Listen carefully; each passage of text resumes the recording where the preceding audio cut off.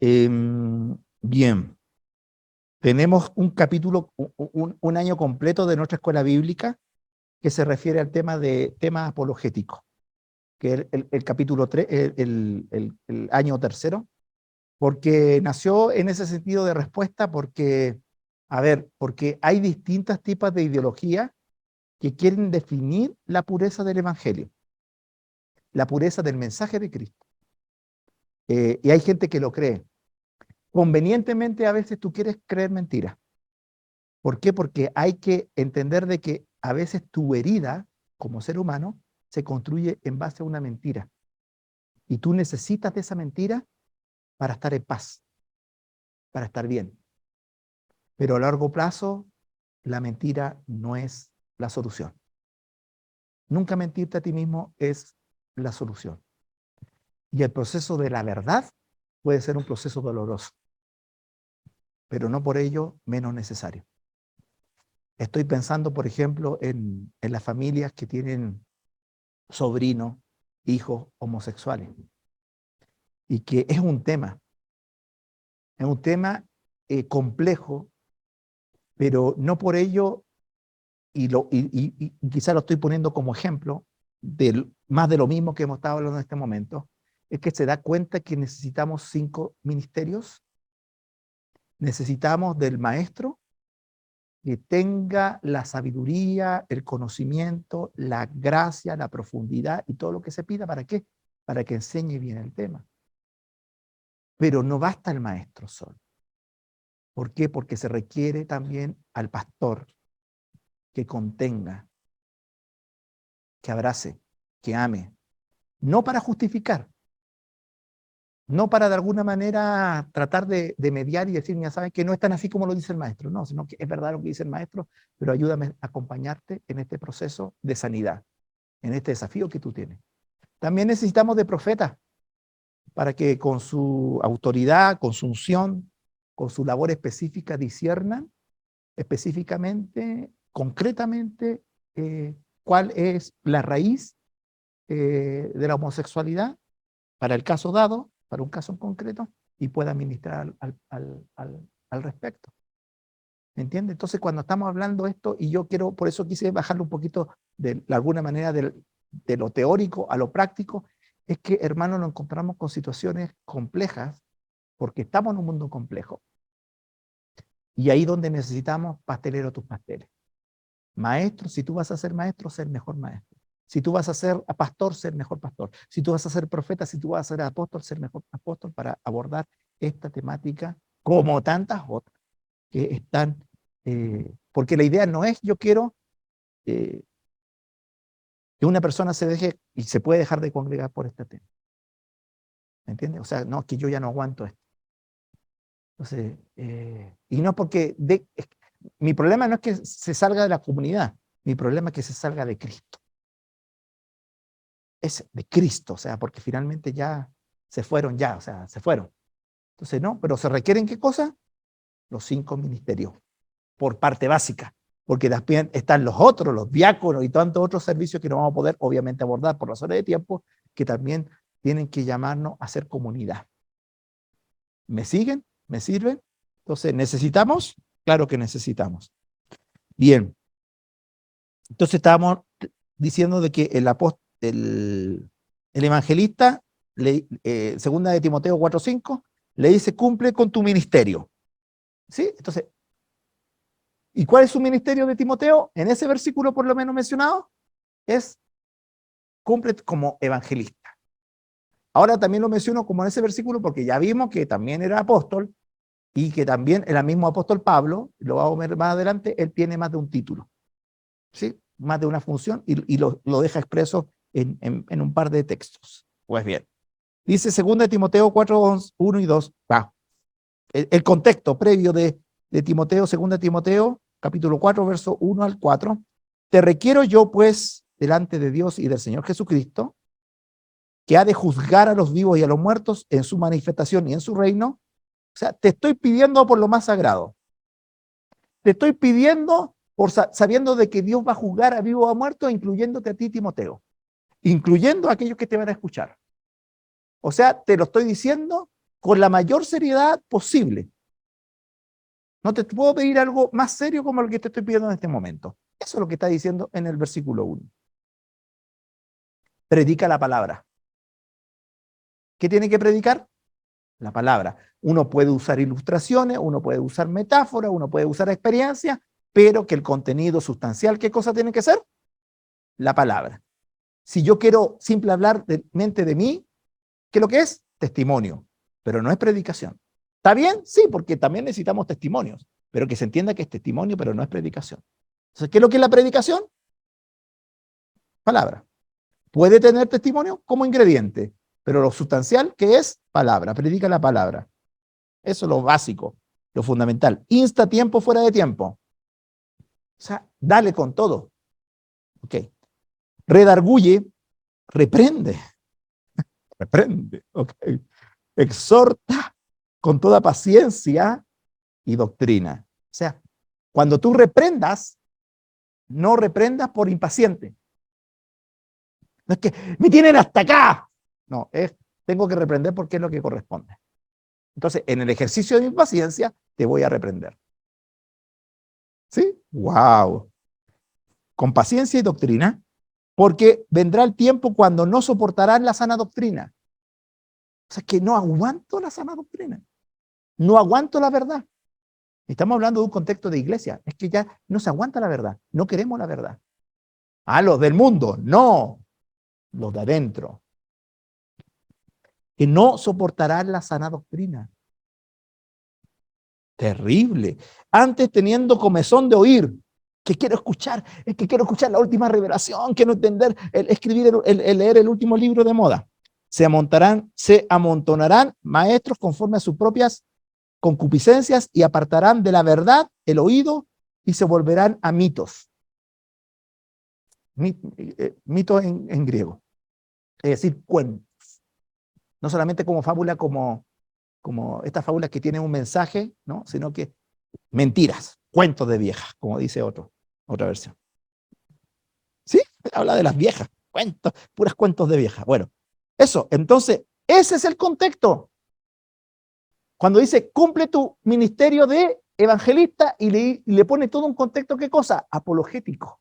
Defiende, reprende, con doctrina. Entonces, ¿qué estamos hablando? Estamos con paciencia. Y estamos hablando de un evangelista, pero que es el evangelista apologeta. ¿Por qué? Porque el evangelista apologeta, ¿qué es lo que hace? La pureza del evangelio. Cuando empiezan con genealogía interminable, también, que también está, bueno, en otro pasaje. Ahora hay un versículo, una palabra clave, que el más apologeta de todas las que aparece aquí, es redarguir.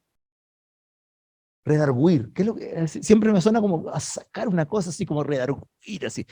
Ya. ¿Qué es lo que es redarguir? Para que aprendamos, ¿qué es lo que es redarguir? Señor, redarguye, ya, pero ¿qué es lo que es redarguir? Es lo siguiente, convertir el argumento contra quien lo hace. Eso es convertir el argumento contra quien lo hace. Me explico. Lo hice hace el miércoles, recién pasado. Fui a comprar pescado y estaba ahí yo, porque lo fui a comprar a una casa, golpeando, sí, yo quiero mi pescado. Y el asunto es de que mientras estaba golpeando, llegaron unos testigos de Jehová. ¿Usted vive aquí? No, no vivo aquí, pero estoy esperando a que me abra. Me gustaría darle un mensaje. Deme el mensaje. Usted sabe que estamos en un mundo de incertidumbre, en un tiempo difícil. Disculpe, usted me dice que estamos en incertidumbre. Sí, es mi pregunta. ¿Por qué los testigos de Jehová fueron en contra de esa certidumbre y dieron 3 fechas respecto de la venida del Señor Jesucristo? Y me está hablando de incertidumbre y ustedes dieron lo contrario, certidumbre. ¿Qué hice yo? Tomé su frase y la usé en su contra. Me dijo, yo no sabía, o no sé qué. Interesante que no le hayan dicho eso. Podría averiguar. Mi tema no es ganar discusiones. No. Mi tema es plantearle la duda. ¿Podría usted investigar? Porque en algo que dura 3 minutos, uno no va a ganar una discusión, pero le planteo la duda, averigüe. ¿Para qué? Para que después esa persona que está evangelizando mal pueda conocer a Cristo y pueda evangelizar bien. ¿Pero qué es lo que hice? Literalmente es redarguir. Tomé su argumento, lo di vuelta. ¿Para qué? Y para eso es útil la palabra de Dios, la Escritura. Mediodía en Chile. Bueno.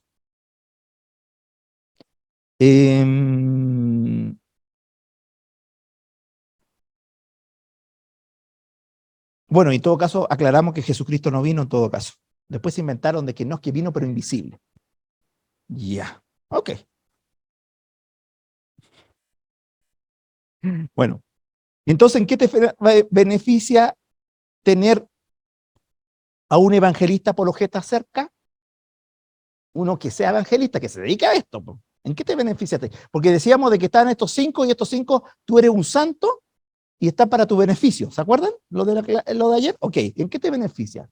Te beneficia para que seas tú instruido en un pensamiento crítico. Y estoy usando bien el término de pensamiento crítico porque no se trata de creer a todos a buena y a primera. O sea, abrió la Biblia y yo te voy a creer. Puede haber predicaciones de todo orden que plantean una distorsión del Evangelio de Jesucristo, puede provenir de judaizante, del Evangelio de la prosperidad, de la iglesia emergente, por mencionar solamente algunas. Como velan por la pureza del Evangelio, reaccionan frente a lo impuro. Entonces, ¿para qué te sirve un evangelista apologeta? Cada vez que encuentres, no, como que, hermano, hay que circuncidarse. Y tú dices, oh,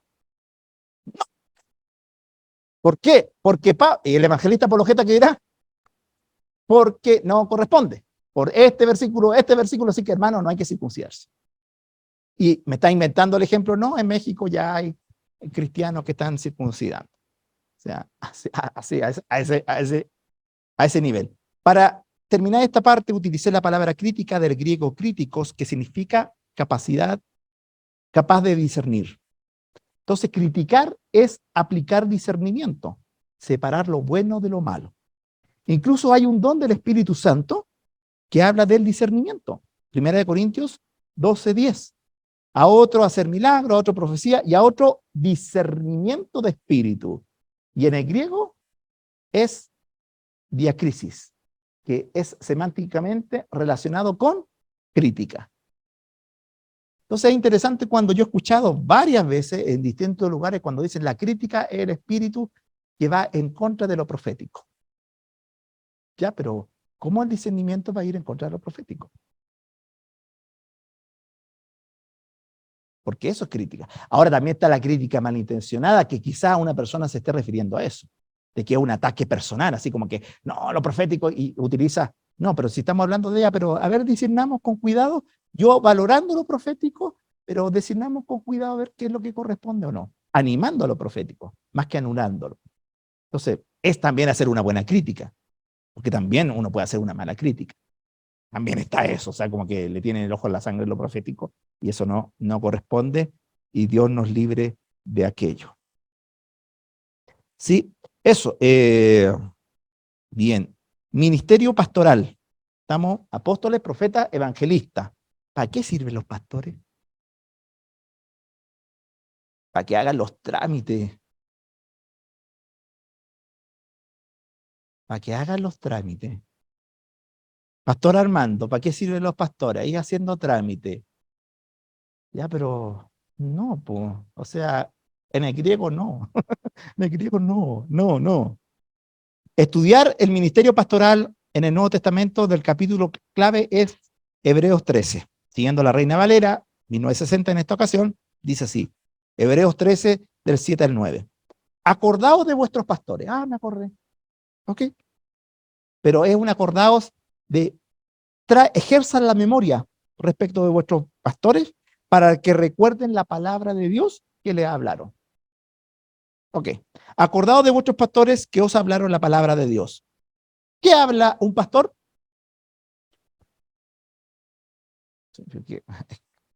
Es que Lamentablemente, no es obvio. No es tan obvio, porque a veces no habla la palabra de Dios, a veces no hablan filosofía, psicología, tradiciones. ¿Pero qué tiene que hablar un pastor? Palabra de Dios. Ahora, uno podrá quizás, un paréntesis, algo cortito, quizás como para ejemplificar algo de psicología, de filosofía, claro está. Pero lo fundamental, lo contundente de para no poner tan mal a la psicología, es eso yo creo, de que sí, la psicología puede servir, pero como complemento secundario. Pero lo primario, lo más importante, es la palabra de Dios. ¿Están de acuerdo conmigo? Bueno, yo sé que hay algunos que son como más como John Piper o el otro, el, el misionero, el misionero, el que en inglés, que predica en inglés. Ya, y bien fregado. Ya, bueno, ese mismo, no, pues él me dice que, que no, que la psicología para afuera y todo eso. Hay también esa postura. No sé si algunos de ustedes de los presentes creerán que la profecía de que la psicología tiene que estar fuera de la iglesia. Pero bueno, dice, acordaos de vuestros pastores que hablaron la palabra de Dios, considerad cuál haya sido el resultado de su conducta. O sea, está hablando de, a ver, veamos cómo se comportó. Y es que la palabra frutos hace referencia a las palabras. Cuando dice, cuando los frutos los conoceréis, tú ves el contexto y habla de las palabras. En este caso está hablando de la conducta. Ojo con ese detalle. No, no es lo mismo, pero tenemos que ser de ambos, conducta y palabra. Pero aquí estamos hablando de conducta en este versículo preciso. Considerar cuál haya sido el resultado de su conducta. Cuando estamos hablando de conducta es acciones permanentes en el tiempo. ¿No es cierto? Entonces, a ver, ¿y cómo lo hizo? Y eso está poniendo una carga para todos aquellos que quieran ser pastores, para decir, ¿sabe qué? Tienes que ser ejemplo de conducta. O sea, mejor como que no quiero ser pastor ya. Señor, se me pasaron la cara. E imitar su fe. ¿Por qué? Porque la conducta se manifiesta, la fe se manifiesta en la conducta. ¿Sí? Le dijo a Abraham, sal de tu tierra y de tu parentela a donde yo te mostraré. Y Abraham creyó a Dios y salió. Ahora su conducta fue a media, claro, se llevó a su sobrino, pero algo hizo. Y no fue intachable, pero bueno, uno puede dar a aprender algo de la fe de Abraham. Pero el punto es que es eso, es considerar la conducta y la fe que se expresa en esa conducta. Porque uno dirá, yo creo, a ver, yo creo, pero ¿creemos? A ver, me refiero a que creemos, pero aplicamos lo que creemos. Es lo que una vez habló la Carmen, cuando habló del ejemplo del que fue a pedir que lloviera en un lugar y un niñito fue con un paraguas. Pues sí, pues porque yo creo que Dios va a responder, pues por eso traje el paraguas y todos ustedes se van a mojar. Entonces, ¿creemos que Dios va a traer lluvia? Sí, pues por eso traje el paraguas. Es una conducta. Entonces, ¿creemos? Por eso digo, yo le pregunto, ¿usted cree o no cree? Por su conducta yo voy a saber si usted cree o no cree. ¿Sí? Desafío. Ahora, ¿usted cree que hay que tratar a las mujeres como un vaso frágil? ¿En teoría? ¿Usted tiene esa teoría? ¿Sí? ¿Los hombres tienen esa teoría? En teoría, sí. Ok.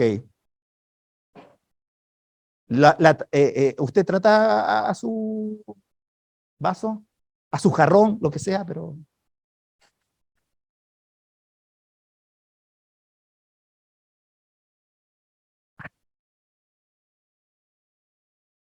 a riesgo de mando? Ya, usted trata a su vaso frágil, ya. Hermano, usted me está diciendo que no hay que cambiar la palabra de Dios y usted le pone jarrón. Perdón, me castigo, ya. Vaso frágil, ya. No puedo. Es que uno dice que a veces parece. Ya. Ustedes lo pensaron, yo no lo pensé. Yo no lo pensé, pero bueno. Usted, marido, trata a su. No, es que yo creo que hay que tratarla como vaso frágil. Perfecto, pero ¿lo hace? Y ahí es donde tenemos que preguntar al vasito en este caso, ¿te trata como vaso frágil?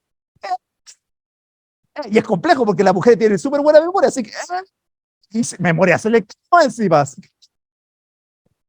Sí. Ay, ay, ay. Entonces, así que, Dios mío, ¿qué es lo mejor? Pedir perdón. Rápidamente, ¿por qué? Porque si no, no escucha tu oración el Señor. ¿Ok? Ok. Ya, entonces a tratar a las mujeres como vaso frágil. Dios mío. Ya, bueno, aquí estamos. Estamos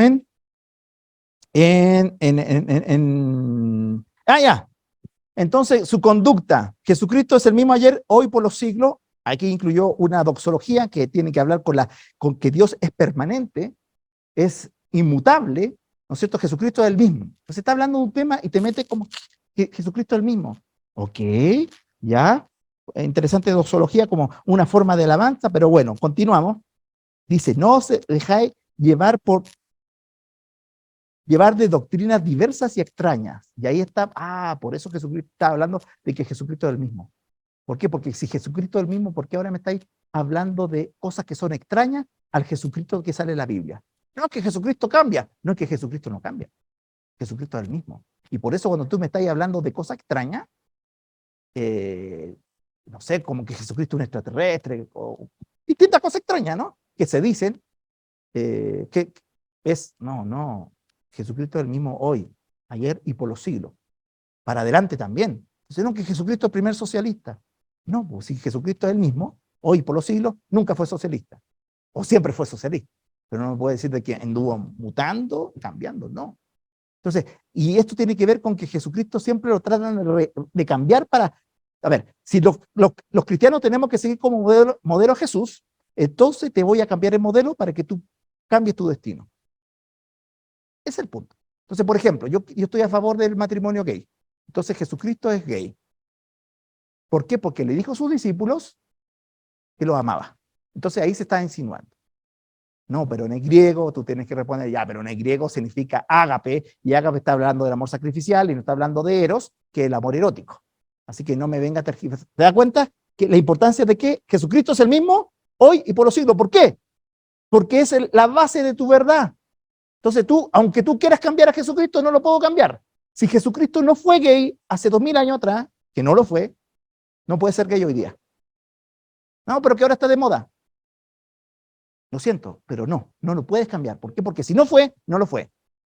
¿Me entiendes? Entonces, por eso está esa, oye, qué interesante la Biblia. Sí, súper interesante cuando se lee con cuidado. Por ahí está. Entonces, por ahí tiene que ver, ya. No dejéis entonces llevar por doctrinas diversas y extrañas, porque buena cosa es afirmar el corazón con la gracia, no con viandas que nunca aprovecharon a los que se han ocupado de ellas. La palabra viandas en el original es broma, y no es broma, es broma. Sí.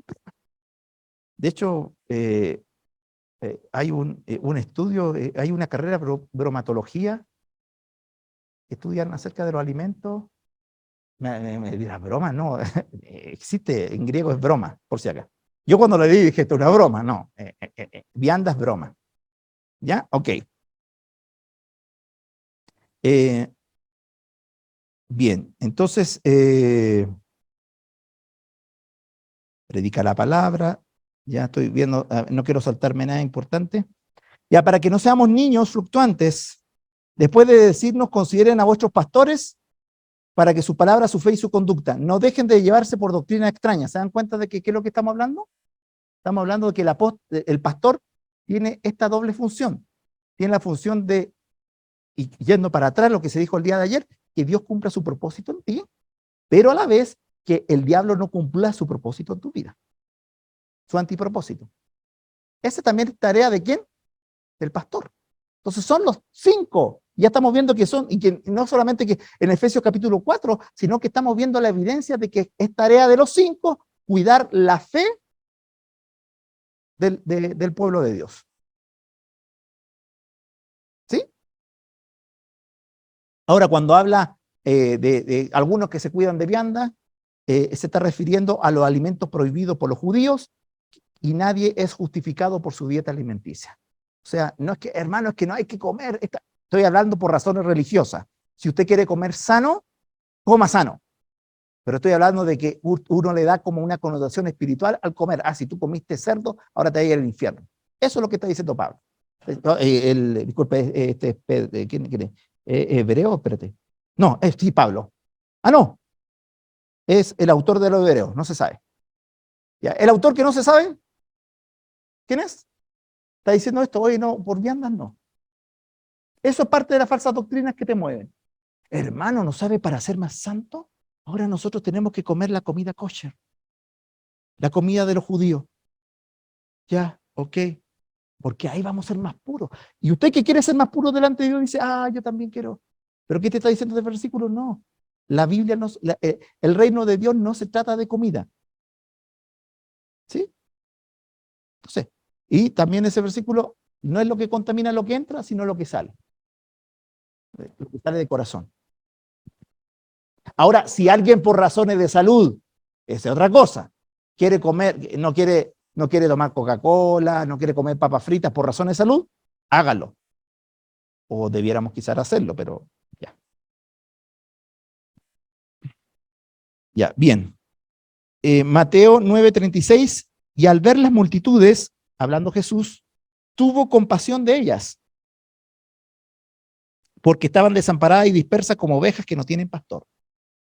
Entonces, el príncipe de los pastores, el mero mero de los pastores, estaba ahí presente y los ve con pena, disculpe, con compasión, diciendo, ustedes son como ovejas que no tienen pastor. ¿Por qué?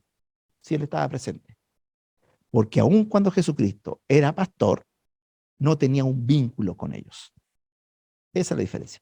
Entonces, yo soy pastor, pero no soy pastor de ustedes, porque ustedes son multitud. Yo soy pastor de estos 12, de los 70, pero de ustedes yo no soy pastor. Por eso tengo compasión. Ustedes son como ovejas que no tienen pastor. ¿Y qué te habla de eso? ¿Qué es clave? Un pastor, Danielito, tiene que tener olor a oveja. Tiene que tener olor a personas. Tiene que estar muy conocido de las personas. Un maestro tiene que tener olor a rollo, a texto. ¿A cuáles rollos? Ustedes ya saben, los rollos, los papiros estamos hablando. Eso. A rollos, los rollos, estoy hablando, de los rollos del mar muerto, de que no, y no sabéis lo que sale en el papiro 120, ¿cuál? Ah, no, y no supiste el otro papiro, ahí y transmita con ellos. Él es el maestro. Y está bien que tenga olor a rollos. Y el maestro, y el pastor, olor a oveja. Amén. Así que, amén por los pastores, tienen que tener olor a oveja. Ahora las ovejas no tienen buen olor. Cuando tienen problemas, como pastor, usted tiene olor como que, sí, que me afligen los problemas de mi hermano. Me duelo con ellos. Y de repente, y ahí el pastor como que tiene olor a oveja. Ok. Entonces, tiene que cuidar los vínculos el pastor. Los cristianos tenemos el privilegio de padecer por Jesucristo si salimos y cargamos su vituperio, la desaprobación por causa de su nombre y su sacrificio. Esto ha de ser nuestro alimento. Esto estoy comentando una sección de Hebreos 13. O sea, tú tienes el privilegio de padecer por su nombre. No sé si te expones, si sales al lugar de sacrificio. Entonces, ¿cuántos quieren ir al campo misionero para estar expuesto a ese sacrificio, como sale en este capítulo? Pero bueno, ese es un paréntesis para continuar con lo que dice en Hebreos 13, 15 al 16. Así que ofrezcamos siempre a Dios por medio de él sacrificio de alabanza, es decir, fruto de labios que confiesan su nombre, y de hacer bien y de la ayuda mutua, no os olvidéis, porque de los tales sacrificios se agrada a Dios. El sacrificio de sufrir persecución por el hecho de confesar el nombre de Jesús. Esto es sacrificio de alabanza. Entonces, hay que confesar a Cristo, inclusive en circunstancias y en momentos que signifique persecución. Tanto pastores como ovejas están llamadas al sacrificio. Y esto es interesante en este contexto, no quiero abordar otro, y tiene que ver con que las ovejas no están para ser malcriadas. Las ovejas están para trasquilarla, para hacer un asado. Sí, ¿sí o no? Eso está hablando, no, estamos hablando, a ver, no, y ustedes creían que era broma, y es verdad. Este contexto me está hablando de qué, de los sacrificios, ¿qué se sacrificaban? Y después habla de pastores y habla de ovejas. Estamos hablando de personas precisamente, hermano, no es que vamos a ser antropófagos, no, pero es que tú tienes que estar dispuesto a ser sacrificado por Cristo como oveja, no que tú de alguna manera insignia de oveja que ahora, si recién conociste a Cristo, perfecto. Si estás quizás pasando por un momento de un dolor profundo, perfecto. Quédate con esa sánenme, cuídenme, está bien. Pero también tiene que llegar un momento que ya te cuida, pero también tienes que ser sacrificada. Es decir, estar dispuesto a morir por Cristo. Y lo peor, a veces estar dispuesto a vivir por Cristo. Entonces, ¿estamos dispuestos a vivir por Cristo? No, pero que me van a atacar. No, que yo soy oveja. No, no importa. No que tu identidad de oveja te sirva como para que te malcríen. Dígame amén. Amén. Ya, entonces, bien. Y en este contexto, porque estamos hablando de los pastores, dice, obedeced a vuestros pastores, sujetaos a ellos, porque ellos velan por vuestras almas como quienes han de dar cuenta, para que lo hagan con alegría y no quejándose, porque esto no os es provechoso. O sea, aquí estamos hablando de una relación, de un vínculo alegre. Alegre. O sea, tú tienes que estar alegre de tu pastor y tu pastor se tiene que alegrar en ti. Esa es la relación sana, esa es la relación ideal. Cuando estamos hablando de alegre, no es que te va a justificar cualquier tontera, que te va a apoyar en cualquier cosa, sino que inclusive cuando te pueda corregir y la corrección no pueda ser agradable, tú delante de Dios dices, ¿sabes qué? Me molestó lo que me dijo mi pastor, pero tiene razón. Le voy a comprar un Casio de regalo porque no tengo plata para el Rolex, pero le voy a regalar su Casio para su Navidad. Pastor, que siento del Señor de que le voy a regalar un Casio. Y el pastor que es humilde va a decir, claro, venga ese Casio. ¿Sí? Porque se ríen del Casio. No, si los Casios valen. Bien. Sí, ¿un vínculo de qué? Un vínculo, sí, porque hay un vínculo de qué? De sujeción. Pero no una sujeción de, sino una sujeción de, ¿Por qué? Porque el pastor, ¿qué quiere? Que tú cumplas tu propósito.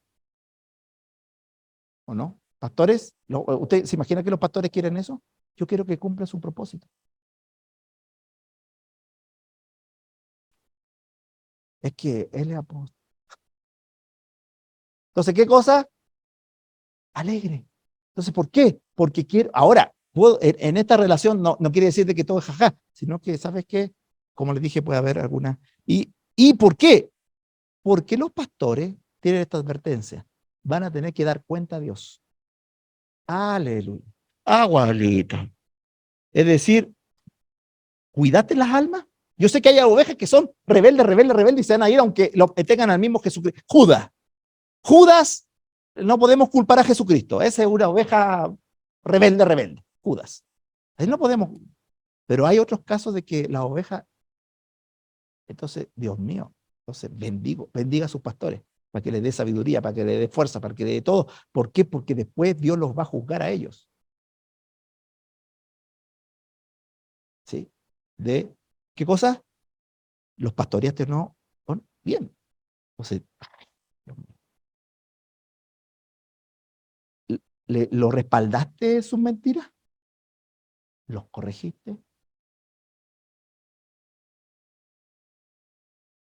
Pastores íntegros, por ejemplo, que están dispuestos a corregir a alguien que pueda dar un diezmo grande,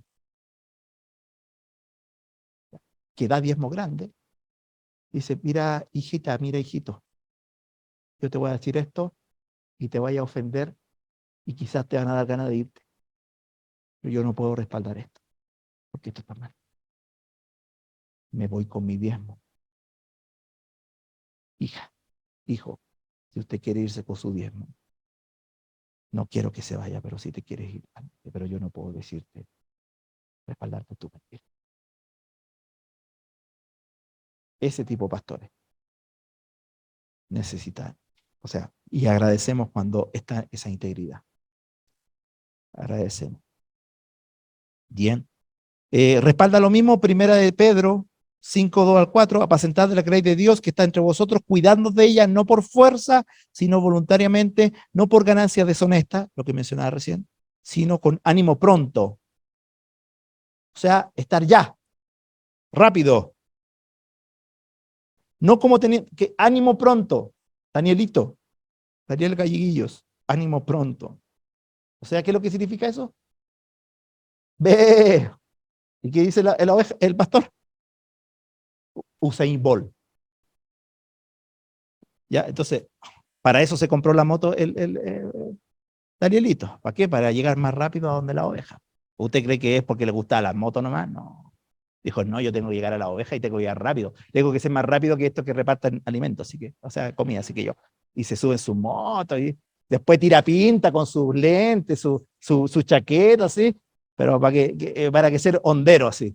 Pero la idea original era llegar rápido. ¿Por qué? Porque aquí dice qué cosa, con ánimo pronto.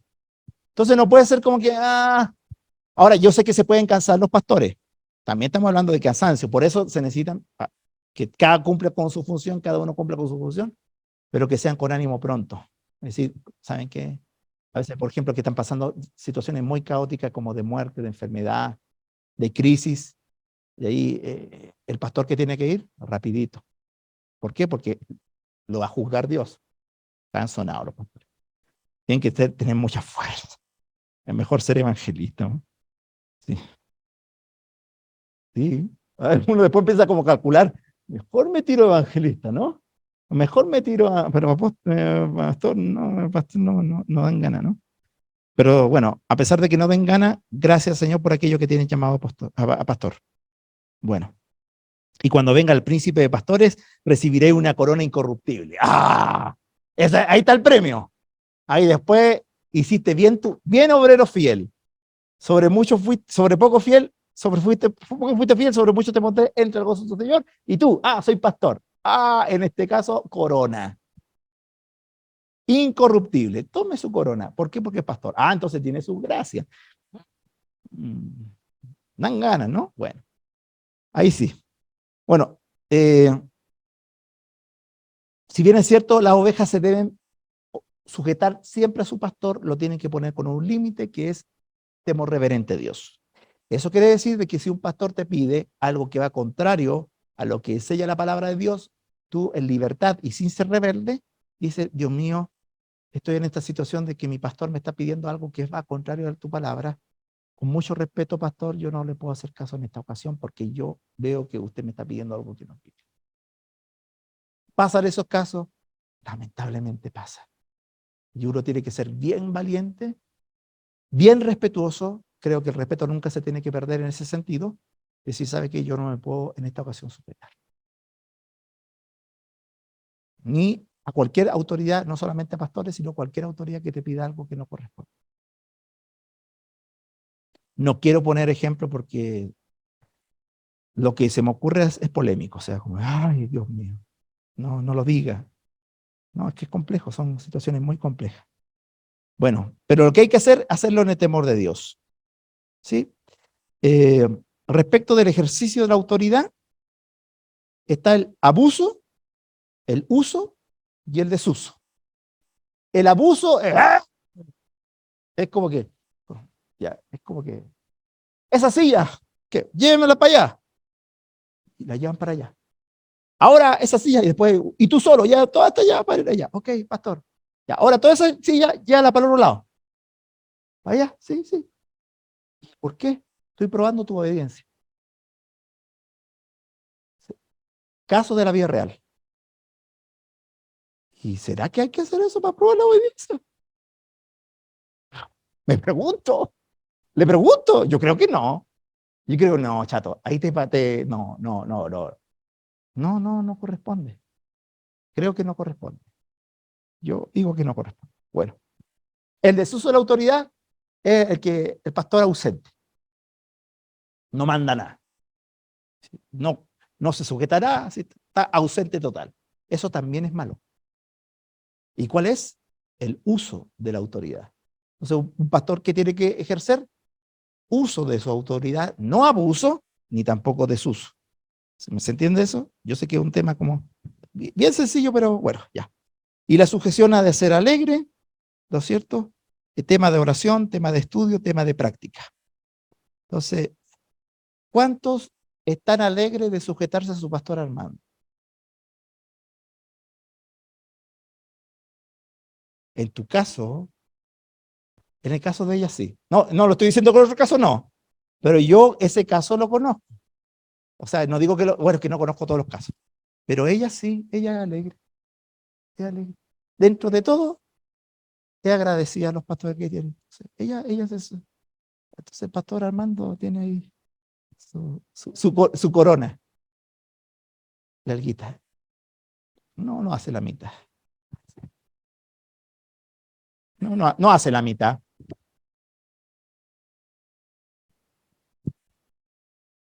No, es que la Huawei, ya, la Huawei es epístola. La Huawei es epístola. No apóstola, pero epístola. Ya. Último, ministerio magisterial. Primero, a ver, voy a tener que ser honesto con ustedes, a ver si queda algo de aprendizaje y tengo que decir algo que es obvio para algunos, pero tengo que explicarlo. Yo no soy pastor, yo soy presbítero y soy presbítero maestro. Pero tengo un problema porque Jesucristo dice a nadie llamáis maestro, así que mejor soy como instructor. ¿Sí? ¿Quién soy yo? Soy instructor. ¿Por qué? ¿Y por qué es importante esto de hacer las distinciones y las diferencias? Es por un asunto de lo que estamos hablando en este momento. Necesitamos reconocer y diferenciar. Entonces, ¿yo puedo pastorear? Sí, lo puedo hacer y lo hago así. No es que me faltan los dones para pastorear y hacerlo bien. Entonces, cuando me dice pastor, yo me siento como que, ¿para qué le voy a corregir? Pero sí, yo tengo el don magisterial. Yo sí enseño bien. Entonces, a gente con cariño me dice pastor y yo le acepto el cariño, el afecto. Pero técnicamente no soy pastor. ¿Se entiende? ¿Qué soy? Un presbítero que enseña. Un instructor. Alguien que enseña. Amén. Eso, así que eso es lo que soy. ¿Qué soy? Ahora, si es que alguien me dice maestro, es que en griego y el español no alcanza, pero ese es mi don, ese es mi llamado. Así que por eso yo, ¿qué tengo que tener olor? ¿Olor a qué? A papiros, a rollos. Entonces, por eso yo quiero estudiar harto y Daniel, ¿por qué tú estudias tanto? Que es mi llamado. Y lo que aprendimos el día de ayer es que uno tiene que ser excelente en una cosa. Entonces, dátelo con todo para que tú, Daniel, seas un excelente instructor. Y si después estoy como haciendo como un poquito de pastor, que de repente me siento en esa obligación, digo, ya, pero no tengo que descuidar qué cosa, mi verbo prioritario. Entonces, ¿cuál es mi verbo prioritario? En mi caso es enseñar. ¿Se entiende eso, no? Así que eso, valía la pena como una especie de aprendizaje, simplemente lo estoy diciendo. O sea, vamos identificando. Entonces, por ejemplo, Sergio Lagos, para mí, su verbo es articulador. Es, es, es alguien que articula, que conecta este con este, que organiza. Es el don de él. Y es un presbítero. No digo que él no sea pastor en términos como que no pastoree, no quiero faltarle el respeto, que no se entienda así, sino cuando yo digo, ¿cuál es su gracia? No, pues la gracia de él es, así como la que destaca, es como Miguel, es como medio Bernabé para él. como que le gusta andar conectando a la gente. Bien. Y se necesita lo que se llama en fútbol el armador, ¿no? Creo que es así, ¿no? O el creador. Así que, bien para identificar los dones. Entonces, si usted quiere que alguien le articule, oye, que me conecte alguien con alguien, es el caso de Sergio Lago. ¿Sí? Rubén Yáñez, yo creo que tiene que ver con lo profético. Él profetiza. Y yo feliz que él profetice. No digo que él no pueda pastorear, pero su verbo, yo creo que su verbo es profetizar. Bueno, sigamos. Dice, vamos, bueno, dice la Reina Valera de 1602. ¿Reina Valera de qué año? Es la primera Reina Valera. 1603. Bueno, la primera Reina Valera, porque ¿y por qué elegí esta versión y no me 60? Porque yo dije, ¿será un problema de traducción? Porque de repente nos hemos dado cuenta de que a veces son problemas de traducciones, pero no es problema de traducción, porque empecé a revisar las distintas versiones y dicen lo mismo. Entonces me fui, mira, la original es, o sea, la primera Reina es muy difícil de leer, pero ya, la del 1600 dice así, Santiago 3, 1, 2. Mira lo que dice, hermanos míos, no os hagáis muchos maestros. ¿Qué es lo que está diciendo? Que no todos los que quieran ser maestros sean maestros. Chupaya. O sea, te pone como ya, sabiendo que recibiremos mayor condenación. Porque todos ofendemos en muchas cosas. Si alguno nos ofende en palabra, este es varón perfecto, que también puede con freno gobernar todo el cuerpo. Ya, y ahora me le explico por qué yo tengo que buscar la más antigua. Yo le decía de que Jesucristo es el primero. Después viene la primera generación de cristianos, algunos de ellos apóstoles. Ok. Y algunos escribieron textos, perfecto, pero no todos le copiaron exactamente a Jesucristo. Y este es un ejemplo. O sea, aquí le estoy planteando un ejemplo de que Jesucristo es y enseñó, y Santiago enseña algo diferente. Una variante, una diferencia. ¿Dónde está la variante? Dice, si alguno no ofende en palabra, este es varón perfecto. Pregunta, ¿Jesús fue varón perfecto? Sí.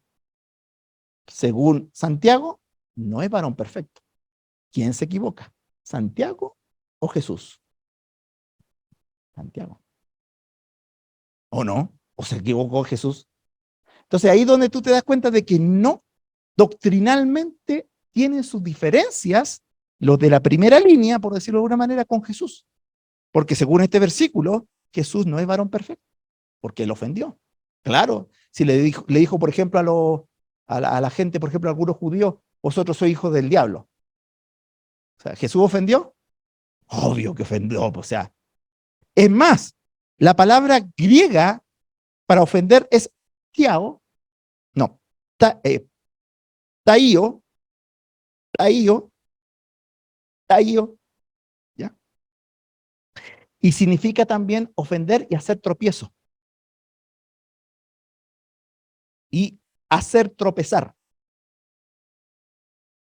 Y Jesucristo también fue la piedra de tropiezo. 1600, primera de Pedro 2:8 dice, y piedra de tropiezo y roca de escándalo a aquellos que tropiezan en la palabra siendo desobedientes, para lo cual fueron también ordenados. O sea, Jesucristo ofendió y también fue piedra de tropiezo. Entonces, ni siquiera un asunto de traducción de que él eligió mal la palabra griega. No. Para los dos usos del griego, ya sea piedra de tropiezo o ya sea para ofender, Jesucristo cumple con las dos condiciones. Entonces, ni siquiera pasa por el asunto de que lo tradujeron mal. No, en el griego también Jesucristo fue piedra de tropiezo, según el versículo, y también él ofendió. Y Jesucristo, no obstante, fue varón perfecto. ¿Se da cuenta? Bueno, bien, pero estamos hablando de qué cosa, de lo magisterial. Y te está poniendo el desafío. ¿Por qué llevaremos mayor condenación los maestros? Primero, los maestros tienen algo bien peculiar que yo creo que lo comparten con los profetas, pero un poquito diferente, tiene que ver con el argumento de autoridad. El argumento de autoridad es que lo dice el doctor. Y porque lo dice el doctor o maestro, yo le creo. Tiene mucho peso la palabra de un maestro, porque realmente estudió. ¿Sí o no? Cuando tú te encuentras con alguien que dice, es doctor en teología, doctor en divinidad, es que el chato, o doctor en arqueología, tú dices, este chato estudió harto. Y ahí es donde está el problema. ¿Por qué? Porque cuando te encuentras con un doctor, tú vas a tender a creerle siempre, con independencia si se equivoca o no. ¿Y qué pasa cuando se equivoca? Desvía al pueblo y tiene una tremenda responsabilidad. Entonces, tanto los pastores como los maestros, ¿qué cosas? Están fregados. Estamos fregados en términos de ¿qué? De hacerlo bien. Entonces se da cuenta que es complicado esto de querer hacer más de una cosa, porque tú haciendo más de una... Es que, ¿qué tal si yo como maestro me dedico al pastorado? Y empiezo a predicar tonteras. ¿Por qué? Porque no tengo tiempo para estudiar. Entonces tiene su implicancia. Entonces, no, mejor, delante de Dios, mejor hago una cosa bien a hacer 1000 cosas mal. ¿Por qué? Porque Dios me va a juzgar. Entonces, no sé si usted puede poner en mi lugar, pero Dios me va a juzgar. Y dice que recibirá mayor condenación. ¿Por qué? Porque el maestro, cuando se desvía, no solamente se desvía solo, sino que desvía a todo el pueblo que le escucha. Ese es el problema. Entonces, si un maestro se va al infierno, vengan todos para acá, se van conmigo. Eso es lo grave. Entonces, por eso el Señor dice, Santiago en esta parte dice, sabiendo que recibirán mayor condenación por el contexto de lo que te estoy diciendo. Entonces, cuidado, esto pone atención a cuidado a aquellos que enseñan y cuidado a ti a quién le estás poniendo atención. Porque no todos enseñan la verdad. De eso se trata. Eso. Bueno, ya lo habíamos mencionado, 23:10 de Mateo. Ni seáis llamados maestros, porque uno es vuestro maestro, el Cristo. Este verso utiliza el cades segestes, traducido como maestro, que es maestro guía, compuesta de kata y de hege o mai, el que comanda, el que dirige. A ver, se lo explico. Lo que pasa es que cuando Jesucristo dice a nadie llamáis maestro, está hablando del maestro caudillo, es decir, el maestro que tú tienes que obedecer. ¿Sí? Lo que dice no solamente es enseñanza, sino también es una orden. Y ese maestro, dice Jesucristo, a nadie llamáis maestro. Pero el mismo Jesús instituyó a otros maestros, como hemos visto, pero en el griego no es la misma palabra, sino que es el didáscalos. Entonces, ¿yo qué es lo que soy? Yo técnicamente no soy un cadasegestés, sino que yo soy un didáscalo. ¿Y cuál es la diferencia? La diferencia es que yo no estoy aquí para mandarte.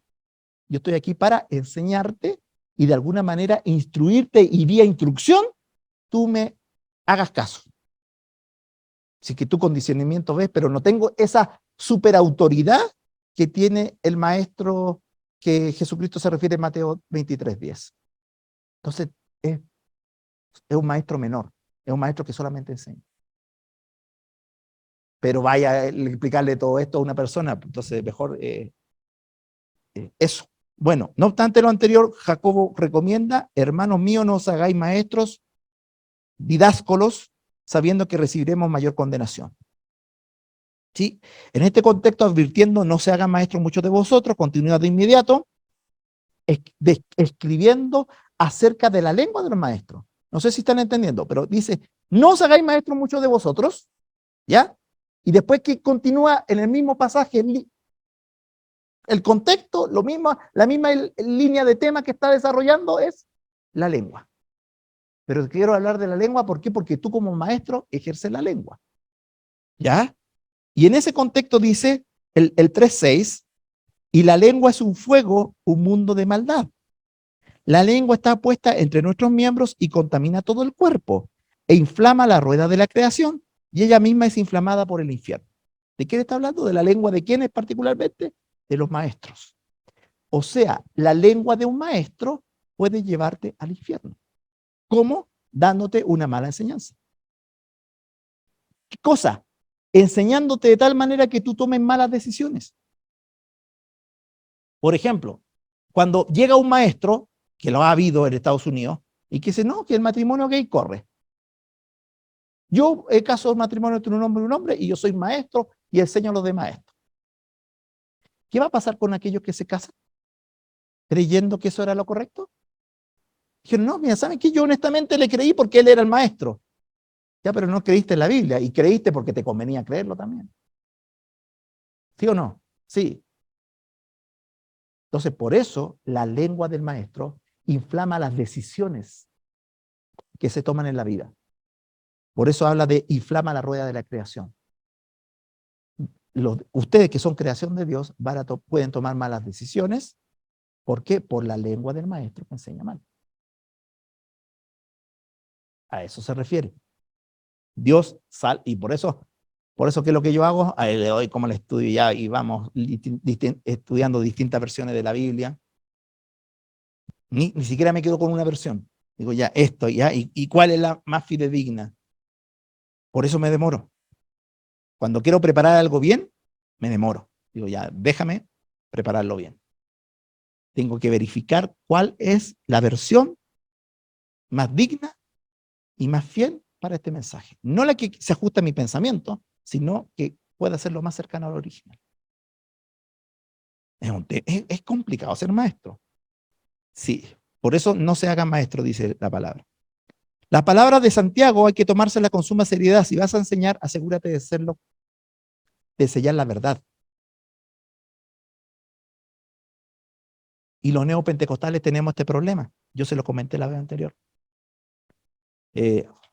A mí muy bien intencionadamente me pasaron un libro que hablaba de los 5, hay varios libros, muchos libros en todo caso, que habla de los 5 dones, 5 ministerios, muchos libros.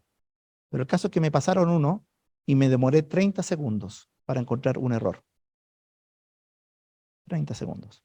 ¿Por qué me demoré tanto? Porque estoy viejo y leo más lento. Por eso me demoré. Hubiese estado más joven, lo hubiese encontrado a los 10 segundos. Pero estoy viejo. ¿Sí o no que con los viejos nos ponemos un poquito más lentos? 30 segundos me demoré. Sí, pues. Pero tiene que ver con qué. Tiene que ver, ¿sabe por qué? Porque los neopentecostales estamos tan relajados con lo que es bíblico. No nos interesa si es bíblico lo que digo, lo escribo, lo predico, lo enseño. Total, los neopentecostales no estudian la Biblia, no escudriñan y dicen amén. Sí, eso es verdad. Oye, pero esto es mentira. No voy a decir el detalle, pero ¿sabes qué? Esto es mentira. ¿Sí o no es que es mentira? Y yo, sí, pues realmente no se ajusta a lo que dice la Biblia. Y ahí. Entonces, es complicado enseñar. Es complicado. Y eso habla de una responsabilidad de si vas a sellar, si vas a escribir, hazlo con seriedad. Dios nos ayude con aquello. Bien. Hechos 13, 1 y 2 nos dice, entonces en la iglesia estaban en Antioquía profetas y maestros, Bernabé, Simón, el que se llamaba Níger, Lucio de Cirene, Manaén, el que se había criado junto con Herodes el tetrarca, y Saulo. Ministrando esto al Señor y ayunando, dijo el Espíritu Santo, apartadme a Bernabé y a Saulo para la obra del ministerio que lo he llamado. ¿Pero por qué estoy hablando de esto? Porque dice que estaban los profetas y los maestros, y estos que estaban haciendo, ministrando al Señor. ¿Qué es lo que tienen que hacer un profeta? Ministrar al Señor. ¿Qué es lo que tienen que hacer un maestro? ¿Y cómo un maestro ministra al Señor? ¿Sabe lo que yo entiendo? Cómo un maestro ministra al Señor, porque es servir al Señor, no a la iglesia, sino al Señor, es que un maestro enseñe la verdad. Póngase en los zapatos de Dios, que tiene que escuchar blasfemias, herejías, errores, imprecisiones, descontextualizaciones y un largo etcétera de tonteras a nivel global. Y escucha a un maestro que enseña la verdad. Dice, aquí me voy a quedar un ratito. Qué rico, por fin están predicando algo que yo dije. Por fin me interpretaron bien. Me gusta. Entonces, un maestro, en primer lugar, ¿a quién tiene que ministrar? A Dios. Es decir, un maestro tiene que decir, Dios mío, ¿te gustó mi enseñanza? ¿Por qué? Porque uno, y lo mencionaba no sé con quién, que de repente uno está presionado a la expectativa humana. Es decir, a ver, di esto, saca esto, pon esto otro. ¿Por qué? Porque está esta persona y no está esta otra. Y ahí muda el mensaje. Pero cediendo, no dije siendo guiado por el Espíritu, sino cediendo a expectativa humana. Y ahí es donde tú puedes ser infiel y poco íntegro. Entonces, Dios mío, después vamos a llegar a la casita, ¿no? Antes del almuerzo, y yo tengo que preguntarle al Señor, Señor, ¿te gustó este curso? Le he puesto más empeño. No sé qué me va a decir el Señor, pero yo tengo que jugármela. ¿Para qué? Para que el Señor le haya gustado este curso. ¿Por qué? Porque primero tengo que ministrar al Señor. El primero que me tiene que oír, ¿quién es? Dios. Y yo me tengo que esforzar por la sonrisa de Dios. Es que esa broma no estuvo de más. ¿Cuál broma, Señor? La de Bernabé y la de, ¿cómo se llama? De la sanidad interior. Ayer. Hiciste una broma que quizás tuvo de más, Daniel. Pero se rieron. Sí, se rieron, pero yo no me reí. Tuvo de más ese chiste, sí, tuvo de más. Cuando hablaste del jarrón, ese me gustó. No, no sé qué dirá el Señor. No sé qué dirá el Señor, pero lo de Bernabé, sí, me sentí como que cuando, quizá el Espíritu Santo también me molestó anoche. Sí, sí, Dios mío, esa parte como que fue necesario.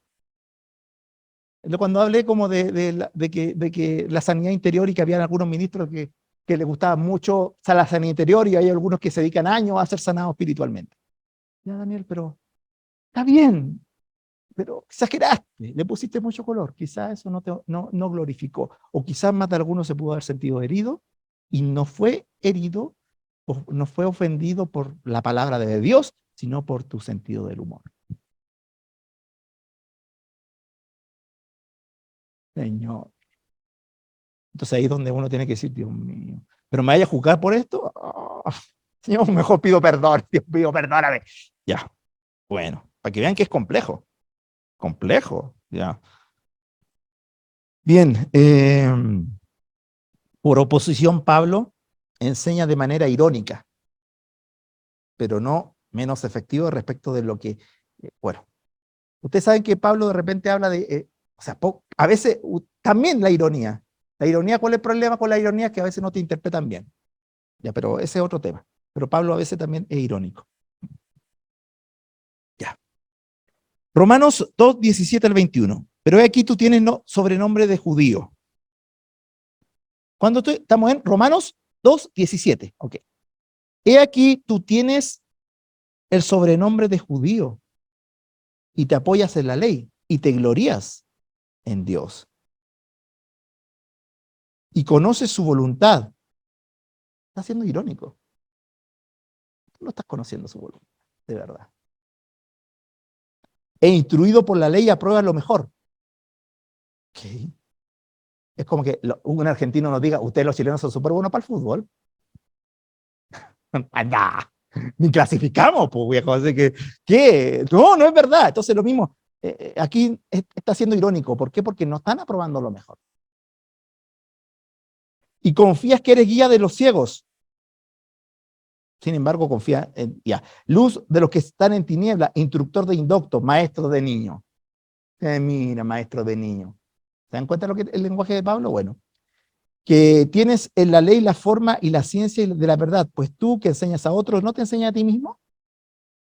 Cuando tú que estás enseñando, ¿por qué no te enseñas a ti mismo? ¿Se da cuenta como el tono que hay que leerlo? Bueno, tú que predicas que no se ha de hurtar, ¿hurtas? Estos versículos están en contra de dos. ¿De quién? De los judaizantes y de los hipócritas. ¿Por qué? Porque un maestro, en primer lugar, tiene que vivir lo que enseña. ¿Ya? Si yo, por ejemplo, predico del ayuno, ¿qué tengo que hacer? Ayunar. Entonces mejor no predico el ayuno. Entonces primero practico, ya. Primera cosa. Pero en segunda cosa está hablando de que tú tienes sobrenombre de judío. ¿Ok? ¿De qué sirve que te pongas sobrenombre hebreo de gran prestigio para ser oído por los nombres, por los hombres, si al mismo tiempo rompes la ley de Dios? Voy a mencionar dos casos de la vida real. Es el caso, ustedes conocen, del jesuita chileno Manuel de Lacunza y Díaz. Del 1731, murió en 1801. Jesuita. Cuando digas jesuita, ten cuidado. Él firmó un libro con un seudónimo en hebreo, Josafat ben Esra, engañando a protestantes, evangélicos, pentecostales y a neopentecostales incluidos. Engañó a todos. ¿Qué es lo que él enseñaba en su libro?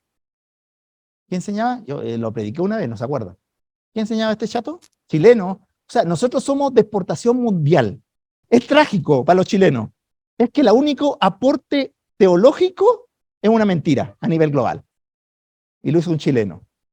O sea, ¿y cuál es el chileno histórico? Ah, Manuel Lacunza. ¿Y qué enseñó él? ¿Sabe lo que enseñó? Enseñó que Cristo venía antes que el anticristo. Todos. No, porque cuando usted dice Cristo viene y Cristo viene en cualquier momento, ¿han escuchado que Cristo viene en cualquier momento? Ya, pero si el anticristo no viene, no ha venido, ¿cómo va a venir el anticristo? No dieron vuelta a la mente. Entonces, ¿Jesucristo viene en cualquier momento? No, porque primero tiene que venir el anticristo. Pero todos aquellos que dicen Jesucristo viene en cualquier momento, ¿a quién le hicieron caso? A Manuel de Lacunza. Entonces, ¿cuánto creen que Jesucristo viene hoy o puede venir hoy? No, porque tiene que venir el anticristo primero. ¿Y por qué? ¿Y por qué uno tiene que ver? Porque los protestantes identificaban al Papa como el anticristo. Entonces, en lugar de yo decirte Bergoglio no el anticristo, es que no puede ser porque Cristo tiene que venir antes. Y ya que Cristo tiene que venir antes, Bergoglio no puede ser el anticristo. Y ahí lo defiendo. Esa es la estrategia. Todos, hasta antes de la Lacunza, excepción un caso que yo conozco, pero había consenso, el anticristo viene antes que Cristo. ¿Cuál fue el resultado? Fue el resultado que desde ahí, ¿qué hicieron? Adventistas, testigos de Jehová y evangélicos, empezar a dar fecha de que Jesucristo viene. Y Jesucristo en todas esas fechas no se cumplió. Grave. O sea, el daño que hizo este chileno es a escala global. Y aquí reitero lo mismo, y lamentablemente tengo que poner este ejemplo, es cuando tú abordas mucho, vas a hacer algo mal.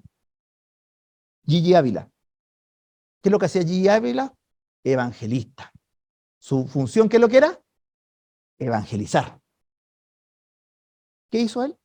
Evangelizó, pero después fue más allá de su don, más allá de su llamado y dijo, Cristo viene, y empezó a dar fecha.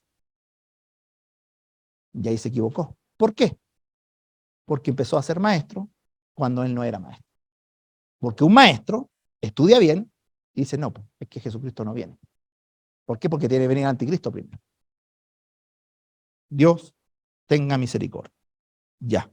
El segundo ejemplo, gracias Daniel, es Daniel Hernández, autor de la Biblia Código Real, que también se cambió su nombre a Daniel Ben Abraham. Los propios judíos aclaran, no es judío ni tampoco rabino como se hace llamar, y que no sabe hebreo. El, eh, el que hizo la Biblia Strong, el que tradujo la Biblia Strong al español, también dice, Daniel Hernández no sabe hebreo. O sea, cristiano y judíos dicen, este chato no sabe hebreo, y él escribió un texto que se llama el Código Real. Y algunos dicen, voy a volver a la fuente. Y los propios que saben hebreo dicen, no, este chato no sabe. No sabe. Un maestro cristiano no tiene por la necesidad de hebraizar su nombre y además está llamado a practicar lo que enseña, como habíamos mencionado anteriormente. ¿Sí? Para terminar, bueno, yo le había mencionado que Pablo se menciona, dice, predicador y maestro a los gentiles. Interesante que Pablo tenga la necesidad de decir, yo soy apóstol, predicador y maestro a los gentiles. Primera de Timoteo 2:7, segunda de Timoteo 1:11, ¿sí? Bueno, predicador. Él dice que, ¿qué es lo que es un predicador? Utiliza el término griego, kerux, que significa el comunicador del rey. Entonces, ¿qué es lo que es un predicador? En el griego, comunicador del rey. ¿Inventa algo? No, sino que recibe una información oficial del reino y la da. Y eso debieran hacer los predicadores. ¿Qué cosa? Es que yo no puedo inventar. ¿Qué tengo que hacer? Lo que dice el rey. Interesante, interesante. Maestros, didáscolos, el plan de Dios para la humanidad que requiere maestros para el cumplimiento de la gran comisión. Apóstol, un maestro a los gentiles. Y con esto voy a terminar el último versículo. ¿Ustedes quisieron un break más largo? Ahora van a tener que aguantarse uno. La ley de la siembra y cosecha, pues no, me quitaron tiempo para enseñar. Le voy a tener que explicar esto. Mateo 28:19, Reina Valera 1960, dice así: por tanto, id y haced discípulos a todas las naciones. Estoy hablando de que Pablo se presenta como maestro a los gentiles. Ok. Entonces, por tanto, id y haced discípulos a todas las naciones, bautizándolos en el nombre del Padre, del Hijo y del Espíritu Santo. Este cambio de 1960 viene no del texto recibido, sino del texto crítico. ¿Se acuerda que el texto crítico es malo? Ya. Este cambio de la Reina Valera se debe al texto crítico. Y esto es sumamente importante para que usted entienda la importancia de las traducciones. Te cambiaron un versículo importante y te cambiaron la misión de la iglesia. Así de importantes son las traducciones. Mire, la Biblia del Oso, 1569, dice enseñad. La Biblia del Cántaro, 1602, dice doctrinad. La Reina Valera, Nuevo Testamento, 1858, dice enseñad. La Biblia Reina Valera 1909 dice doctrinad. En 1660 se inventó hacer discípulos. Nuestra misión, según la Biblia, no es hacer discípulos. Pero, ¿qué pasó? Te explico. Y lo lamentable, o sea, lo positivo, creo que tiene que ver con los grupos discipulares, que tiene que ver con el trato de la vida. Perfecto. Vamos a poner eso como algo bueno. Pero ¿qué es lo negativo? Lo negativo es que ahí, ya que el verbo, la misión no es enseñar, entonces, ¿qué pasó con los estudios bíblicos en la iglesia? Se perdieron y se reemplazaron por los discipulados. Entonces, ¿por qué? Porque el verbo ya, lo importante no es enseñar. Lo importante, ¿qué cosa? Hacer discípulos. También el tema de que yo lo planteaba con un misionero, decía, pero nosotros podemos hacer discípulos. ¿Cómo se hace? ¿Cómo se hace? O sea, ya pongámonos a hacer, ¿cómo se hace un discípulo? Segundo, ¿es legítimo hacer discípulos? ¿Por qué? Porque lamentablemente si yo hago discípulo, es discípulo mío. Y yo no quiero discípulos míos, yo quiero discípulos de Cristo. Y en lo práctico, si yo me voy de la iglesia, me llevo a mis discípulos, porque son mis discípulos. Entonces, todo eso, ¿por qué? Porque aceptamos una traducción rasca, incorrecta, inferior. La misión que es enseñar, ¿qué cosa? ¿Qué cosa? Dice, ahora la Reina Valera 1909 dice, por tanto, y doctrinad a todos los gentiles, que era mi tema, ¿no es cierto? Que Pablo se presenta como maestro a todos los gentiles. Entonces, lo magisterial, en este momento yo estoy cumpliendo la gran comisión. ¿Por qué? Porque yo estoy enseñando. ¿Se da cuenta la diferencia? No, porque así, de verdad, pues, entonces es enseñar. Entonces, Mateo 28, 19 y 20, por tanto, y doctrinad a todos los gentiles. Ah, a los gentiles. Bautizando en el nombre del Padre, del Hijo y del Espíritu Santo, enseñándoles. Cuando se plantea el verbo 2 veces, estamos hablando en la Biblia como esto es de suma importancia. No es una reiteración que por razones poéticas, por razones como narrativas de, ay, que quede más bonito. No, esto es prioritario, esto es importante. ¿Qué es importante en la Gran Comisión? Enseñar, enseñar, enseñar. Que se perdió en la 1960. Ah, y por eso los grupos discipulares, ¿en qué década comenzaron? En la década de los 60. ¿Por qué? Porque tuvieron una nueva Biblia que les cambió la misión. Enseñándoles que guarden todas las cosas que yo he mandado, o sea, poner en práctica la enseñanza. Entonces, yo no necesitaba una Reina Valera de 1960 como para decir que la enseñanza se tiene que llevar a la práctica en todo caso. Y aquí yo estoy con vosotros todos los días hasta el fin del mundo. Amén. Entonces, cuando estamos hablando de la restauración de todas las cosas, que es lo que vimos en la clase pasada, es ¿qué dijo Jesús originalmente? Si Jesucristo dijo, id y enseñar, ¿qué tengo que? Ir y enseñar. Si no dijo, ir y hacer discípulo, entonces yo tengo que cuestionarme por lo menos. Por lo menos cuestionarme y decir, Dios mío, entonces no tengo que hacer discípulo. Lo que tengo que es enseñar, que es diferente. ¿Y enseñándole qué cosa? Que guarden lo que yo les he mandado. Lo que Jesucristo mandó. ¿Están de acuerdo con lo que dice la Biblia o no? No escucho mucho amenes. ¿La 1909? ¿Qué dice? Ir a ser discípulo. Ya. Toda la vida. Sí, por eso mismo. Sí, hay que leer. No, pero lo que yo te estaba diciendo es por qué Jesucristo lo repitió, que es la clave. Porque en la otra no te lo repite, te lo dice una vez. Entonces, cuando Jesucristo te lo está repitiendo en la misión, es que era clave la enseñanza. ¿Y por qué? Y continuó. ¿Y sabe cuál es nuestra debilidad? Lo mencionó. ¿Cuál es la debilidad de los neopentecostales? ¿Qué cosa? La enseñanza. ¿Por qué? Porque nos cambiaron la misión. Entonces ya no se enseña. Y por eso es que hay cada autor que escribe cada tontera. Uy, este libro es re bueno. Y no es bueno. ¿Por qué? Porque el que no estudia la Biblia no sabe si es bueno o no. Por eso es tan importante, ¿qué cosa? La enseñanza. ¿Se da cuenta la importancia de lo que estamos haciendo el día de hoy?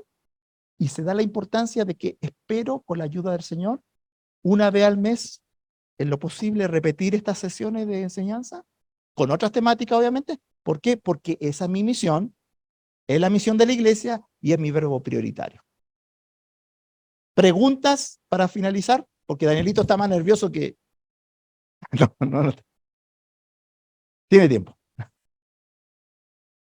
Ya. ¿Preguntas? ¿Alcances? Dígalo ahora o calle para siempre.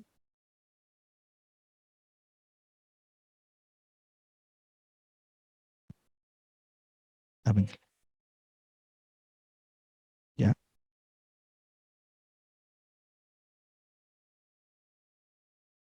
Ya. Lo que pasa, y por eso yo puse la atención del verbo. Cuando se habla el evangelio, porque tú me estás hablando del evangelio, hay distintos verbos asociados a la palabra evangelio. En otras palabras, cuando tú buscas en una concordancia qué se hace con el evangelio, se habla de enseñar el evangelio y también se habla de proclamar el evangelio. Técnicamente, un evangelista, ¿qué hace? Yo le puse como título inclusive, proclamador del evangelio. Es decir, en un aspecto básico, plantea y da la voz. ¿No es cierto? Eso proclama. ¿Qué cosa? En un aspecto básico, el plan de salvación. Eso. Entonces la gente, porque la gente no va a estudiar teología, soteriología en la calle, sino que les basta con el mensaje básico. La proclama. Eso es parte de. Pero después vendrá el evangelista en su función apologeta, va a defender el evangelio, el pastor va a cerciorarte que tú la practiques, el apóstol te va a profundizar tu visión del evangelio, el profeta te va de alguna manera a dar una palabra que te alinee con la proclama del evangelio, y un maestro que va a decir, te va a enseñar soteriología. Es decir, técnicamente, ¿qué es el evangelio? ¿Por qué? Porque técnicamente yo tengo que después hablarte de la doctrina de pecado, tengo que hablarte de la doctrina del hombre, tengo que hablarte de la doctrina de Dios, tengo que hablarte de la doctrina del evangelio, tengo que hablarte de la doctrina de la gracia, todo tiene su palabra en griego en específico, y yo después, después que te enseña todo esto, esto es enseñar el evangelio. ¿Me entiendes? Entonces ahí es donde tú te das cuenta de que es una misión. ¿Qué cosa? Que la gente se convierta. ¿Ya? Pero en esa jugada de que se conviertan, todos cumplen distintas funciones. ¿Sí? Entonces, eso. Entonces, el que proclama, por supuesto que proclama el evangelio, porque es su llamado, el aspecto básico, plantearlo y tener la valentía, la agallas, qué sé yo, lo que se necesita, la audacia, la personalidad, las señales, para ser más bíblico, de proclamar el evangelio, que lo haga. Pero ese es su verbo. Por eso yo comencé diciendo ¿cuál es tu verbo? Quizás tu verbo, planteando la pregunta o desarrollándolo un poquito, puede ser, mi verbo es proclamar el evangelio. Ok. Y mi verbo podría ser enseñar, pero dentro de enseñar es enseñar el evangelio. Eso, y eso todo es demostrado en la Biblia, lo que te estoy diciendo, con respecto de los verbos. Por eso es tan importante, ¿cuál es tu verbo? ¿Cuál es tu verbo? Entonces ahí donde, y por eso es tan importante definir mi verbo. Ella definió su verbo, el verbo amar. ¿Es de la gran comisión su verbo? ¿Amar? La apoya. Tenía una fana que dice, más importante. Bueno, pero sí, y es re importante. Sí, sí, sí. Entonces, por ejemplo, el verbo que tendrá que ver un poquito con contener, ¿no? ¿Por qué? Ya. Y ese es el aviso para que este aquí nomás llegamos, ¿no? Entonces, entonces, todos tus verbos, lo que sean, lo que yo hablaba con Codelco, es que esto es importante remarcar. Codelco, ¿qué es lo que es misión de Codelco? Vender cobre de alta calidad a un buen precio, me imagino, que tiene que ver como parte de su misión, ¿no es cierto? Es lo que popularmente podemos conocer. El que barre está trabajando para esa misión. ¿Sí o no? Sí. No está vendiendo literalmente, pero está haciendo para que funcione la venta. ¿O no? Claro. Imagínense si no hubiese limpieza. ¿Podría funcionar la empresa? No. ¿Sí o no? No, después habrían accidentes, quedaría la tole. Entonces, todos son funcionales. Entonces, quizá el vendedor, el que transa hace el acto principal o el último acto, el que paga moneda extranjera, qué sé yo, realiza como el mero acto, pero también están los que explotan. Entonces, así tú tienes que entender la gran comisión. Es decir, todos, con independencia de tu verbo, tienes que estar trabajando para la gran comisión. ¿Me entiendes? Entonces, el que me sirve, por ejemplo, si fuéramos un poquito más desarrollados como congregación, por ejemplo, por decir, que alguien del verbo sea comer. ¿Ya? O sea, comer. Cocinar. Entonces, Danielito, que ya que tú te esforzaste, mi verbo es cocinar y yo te planteé después de esta enseñanza este plato de comida. Y quizás sea su verbo. Y era lo que yo necesitaba.